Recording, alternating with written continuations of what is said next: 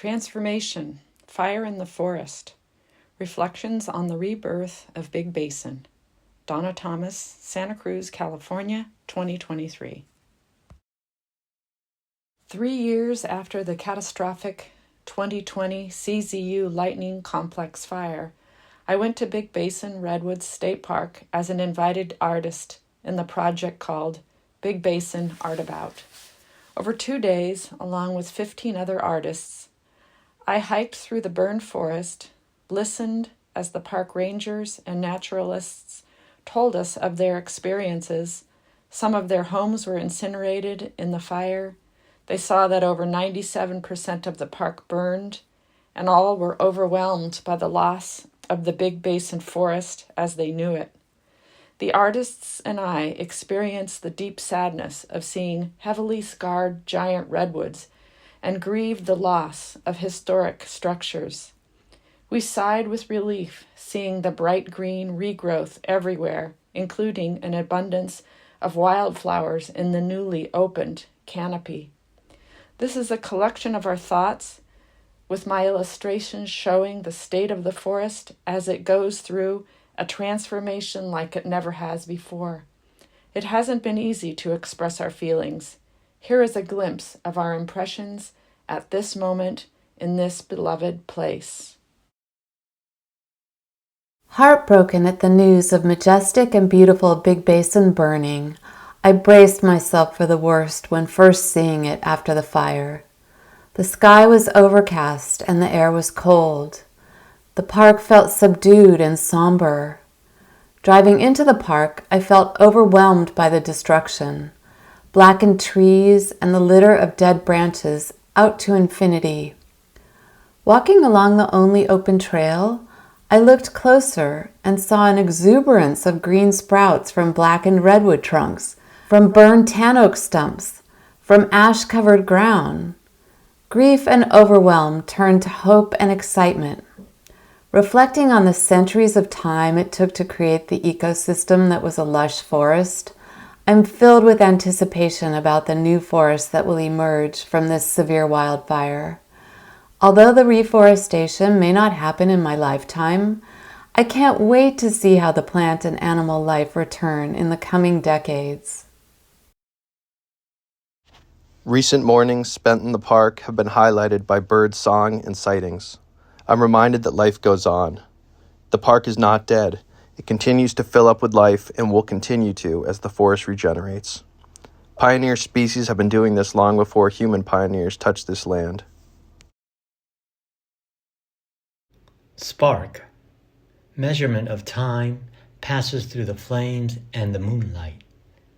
The redwoods, flowers, dirt, fire, and all the living echoes an opera of loss and resilience, creating an awareness of our size within a micro-macro dance. Between the roots and the stars, we can reimagine. A spark that brings us to an immeasurable moment for the eyes, and to be blessed for the grounds and all its offerings.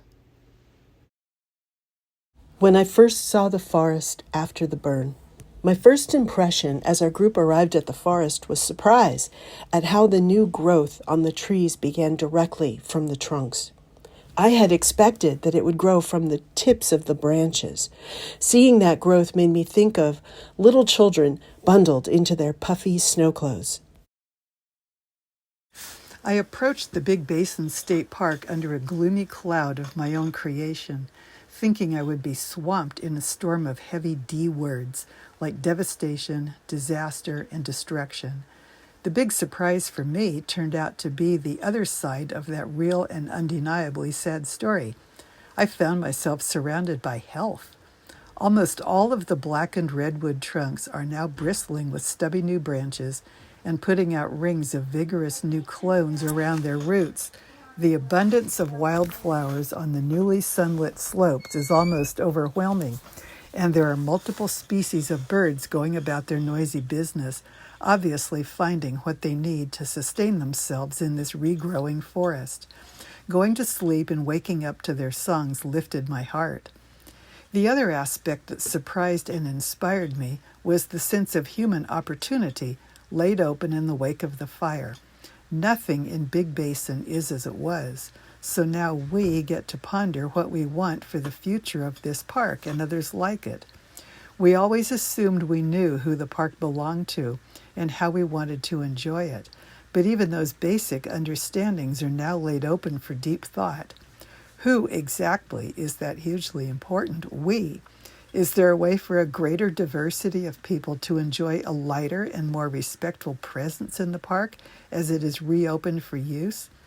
How can a more inclusive we come together to start the discussion and create a new vision? Feel the water moving up and down the madrone tree, staying cool. Beauty more than skin deep. Broad shiny leaves nursing violas in shade. Some trees are wearing metal toe tags like the deceased. Ash becomes nourishment. Wait, watch for regrowth. Carry on your best, Yerba Santa. This is your year for blooming. Carry on, fairy lantern, the light is yours. Carry on, Ceanothus, your scent is a treat. Carry on, you people, while you struggle with your past. Carry on, visionaries, no sadness holds you back. The forest is now charred redwood bark and huckleberries. California sisters butterflies on 3-year madrone sprouts. Banana slugs on copper-colored duff. Yesterday's grief transformed to verdant joy. When I came alone to the forest, I just started hiking up the trails without a plan. I came to a fork in the trail and debated with myself which path to follow. I had no agenda, I just wanted to be immersed in the moment and draw. That's when I saw a banana slug, almost literally pointing up the left path like a little yellow arrow. It was a perfect hike. I should know the name of the trail, and I forgot already. It was the Slugway.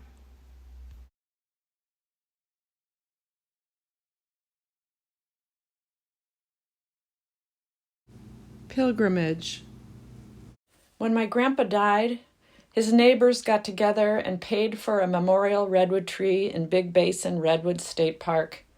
I was surprised because I don't remember Grandpa being especially a nature-loving person. He worked outside, though, doing large engineering projects like bridges, satellite tracking stations, and skyscrapers the world over. My mom told me that the neighbors knew that our family loved to visit wild places like Yosemite and Point Reyes, so why not go to a beautiful redwood forest nearby to remember Grandpa? Who knows, maybe they also liked the idea of an occasional walk in Big Basin. So I went and visited his tree. It's an old-growth Sequoia sempervirens, about 10 feet in diameter, so perhaps old enough to be growing before the colonialists arrived, located near a former developed picnic area. At the base of the copper-colored trunk was a little marker, identifying it by his nickname, the Van Tree. I brought my mom, her sisters, and brother to the tree for their first time a few years ago, over 30 years after his passing. My impression of the visit was that they enjoyed the camaraderie of family time as well as the pleasure of being in the presence of a stately tree dedicated to their dad. After this, every time I hiked in Big Basin, I would find his tree, look up, and circle around it. I thanked the neighbors for giving me the excuse for the pilgrimage, and I remembered Grandpa with his jovial laugh and his love for our family. When I found the tree after the 2020 CZU lightning complex fire, I dug around its base to locate the Van Tree tag. It must have disappeared in the fire because I saw where the usual deep layer of duff around the base of the tree was reduced to ash. A goose pen was newly exposed. and old cans and bottles, remnants of picnics from long ago, enjoyed by families not my own, were revealed in a tumbled, burned heap. I smiled, thinking about the ability of this tree to bring together memories of my grandpa, evidence of gatherings of past revelers, as well as an awareness of cultures before mine, watching this forest grow. Ancient forest, a mother tree, indigenous stories held in seed memory, hidden in the seed bank. A season of change, dense fuel loads, layered dry duff. Dry lightning storm, widespread wildfires, hot, hot heat exclaims. The landscape covered in ash, hearts in grief. Seeds emerge after fire, knobcone pine, ceanothus, and fire-resistant redwood sprouting again. Seeds contained in soil like a constellation. Change, transformation, renewal, healing, rebirth. Soothing rain, the sound of opal waters. Serotonin, a story unfolding over deep time. Indigenous wisdom has always been essential. This time remembered, etched with respect for sacred sovereign knowledge into the collective's way of being. A future now promised. Colophon. The paper used in this artist book is handmade from cotton and linen rags by Peter Thomas. The gray paper is tinted with carbon from the 2020 CZU lightning fire, collected from Peter's mother's property in Ben Lomond. A big thank you goes to the contributing artists from the Big Basin Art About project: Laura Fogg, Linda Gass, Tucker Gorman, Melody Overstreet, Cynthia Siegel, Chris Seacat, Tina Summers. I painted the watercolor illustrations on site in Big Basin in 2023. The frontispiece is Sequoia sempervirens, salvaged from a house being torn down in my neighborhood in Santa Cruz, carved by myself, Donna Thomas.